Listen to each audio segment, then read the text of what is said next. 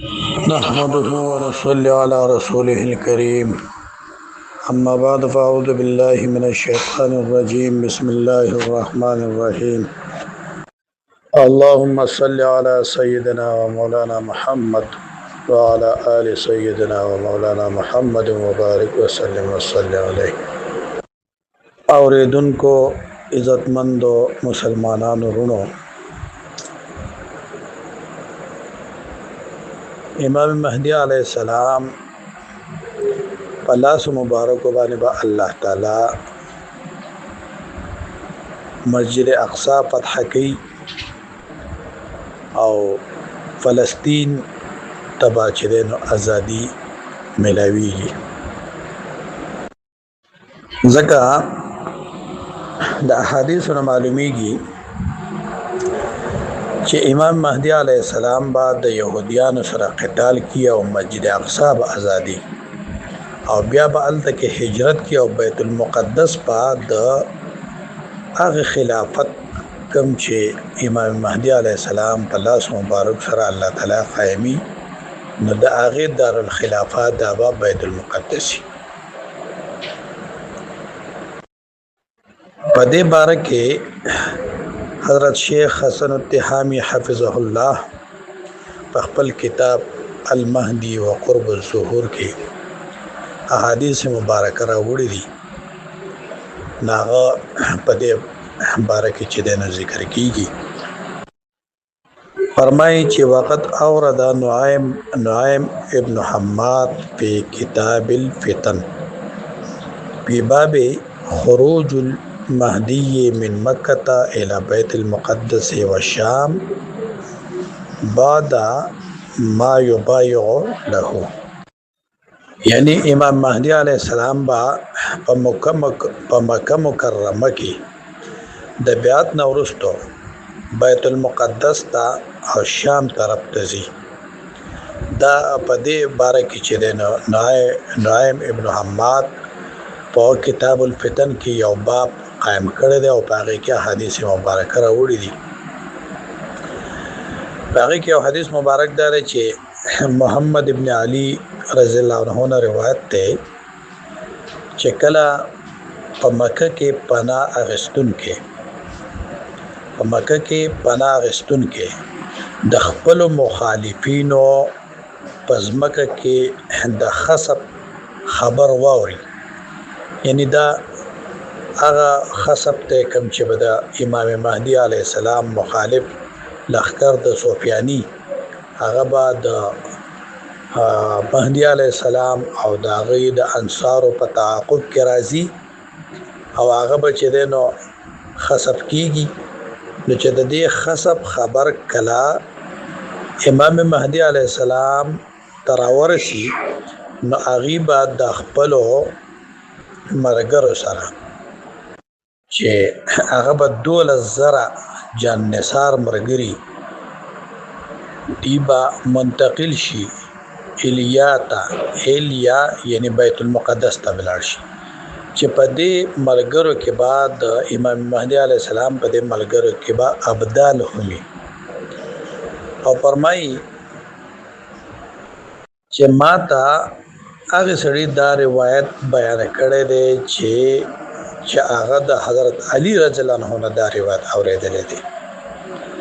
چې امام مهدی علی السلام با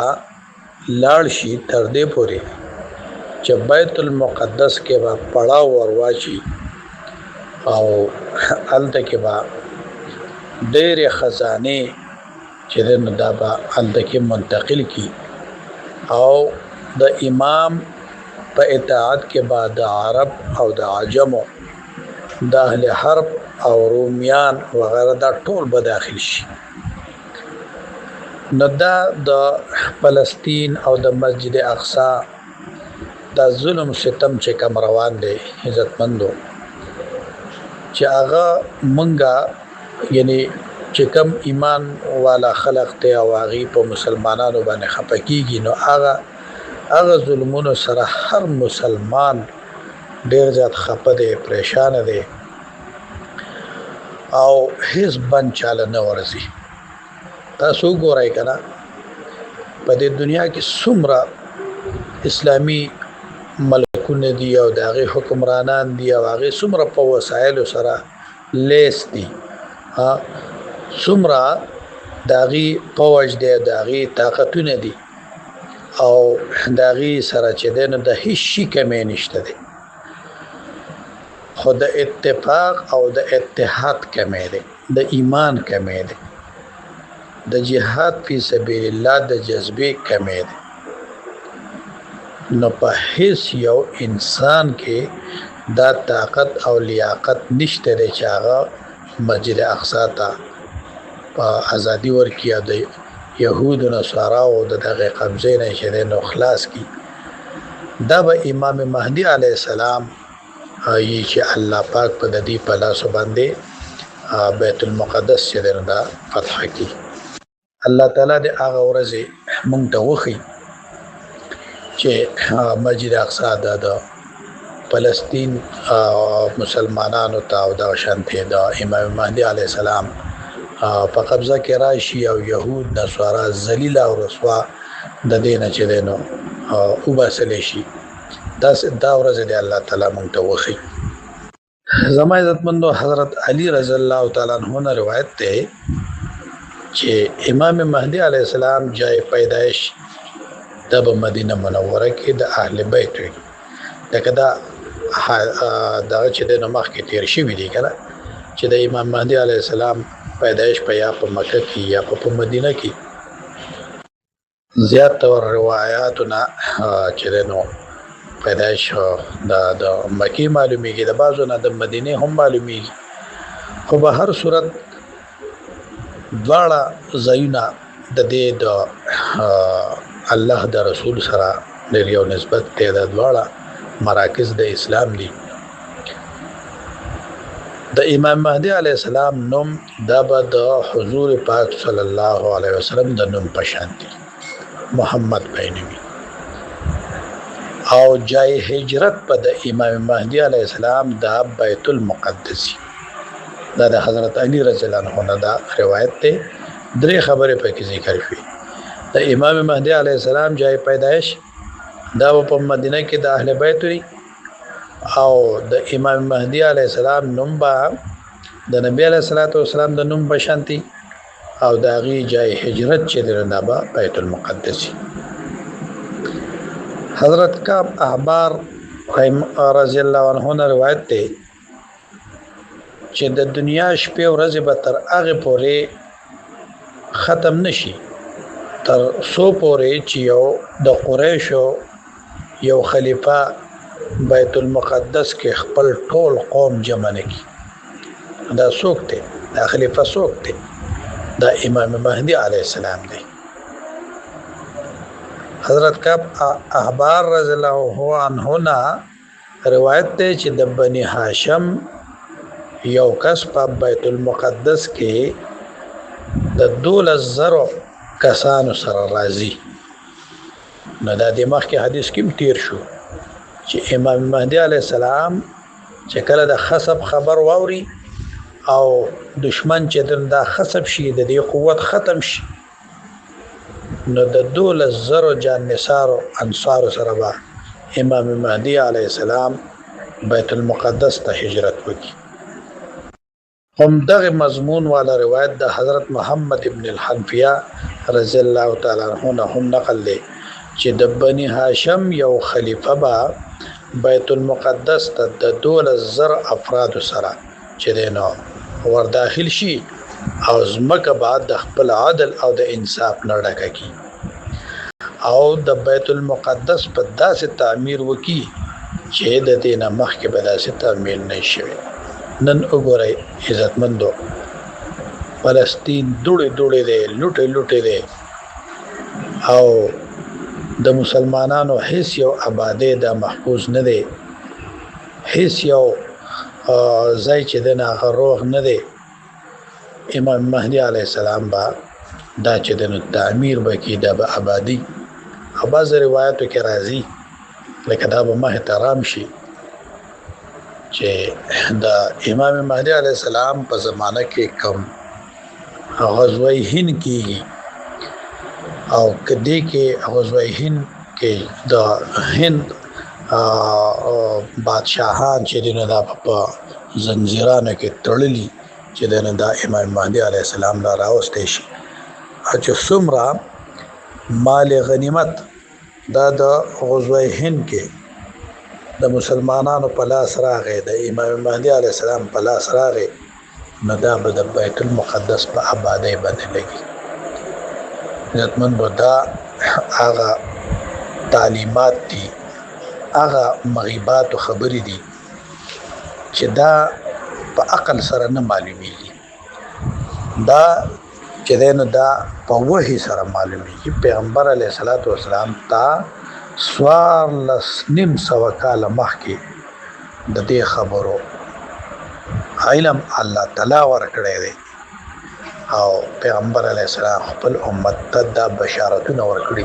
د قیامت ډېر علامات دي عزتمندو د قیامت علامات ډېر علامات دي واړه علامات صغرا علامات کبرا خو کومه سوچ وکړو د قیامت په د علاماتو کې یو علامه ده چې په هغه باندې پیغمبر علیه السلام خپل امت ته زیری ورکړی دی یعنی مثال نور به د قبلې نه راخیږي دا یو غټه علامه ده دجال به راوځي دا یو غټه علامه ده دابة الارض به راوځي دا یو غټه علامه ده خو چرته هم پیغمبر علیه السلام داسې نه دی ویلي چې زه تاسو ته زیری درکام نور به د قبلې نه راخیږي زه تاسو ته زیری درکام دا علامه به پوره کېږي تاسو ته زیری درکام دا علامه به پوره کېږي زیره پیغمبر علیہ السلام په یوې علامه سره ورکړی دی وبشرکم بالمهدی تاسو ته زیره درکام په مهدی علیہ السلام سره زما په اولاد کې به الله تعالی یو شخصیت داسې پیدا کی چې یملأ الارض قسطا وعدلا زمکه به د عدل او د انصاف نه ډکه نو دا د الله تعالی د طرف دا تایید دی نصرت دی مدد دی او د مسلمان او د اسلام په حق کې دا چې د ډېر د خوشحالي او خبره دی ځکه زیره او خوشحالي خبر چې نه دی ته زیره ولې کې کنه بشارت چې دا د زیره خبر ته ویلې کېږي د خوشحالي خبر ته ویلې کېږي نو دا د خوشحالي خبر دی دیو جنا ډېر بزرگان بلکې صحابه کرامو کې داسې صحابه تیر شوي دي چې هغه د حضرت امام مهدي علیه السلام په انصار کې د شاملېدو ارمان کړی دی دا بزرگان اولیاء چې څومره هم تیر شوي دي نو د ډېرو متعلق دا چې منقول دي چې هغه به د امام مهدي علیه السلام په انصار کې د شاملېدو چې یعنی ډېر زیات ارمان به و ډېر یو شوق به و خو چون کې الله پاک خدای امام مهدي علیه السلام د پاره یو زمانه مقرر کړی ده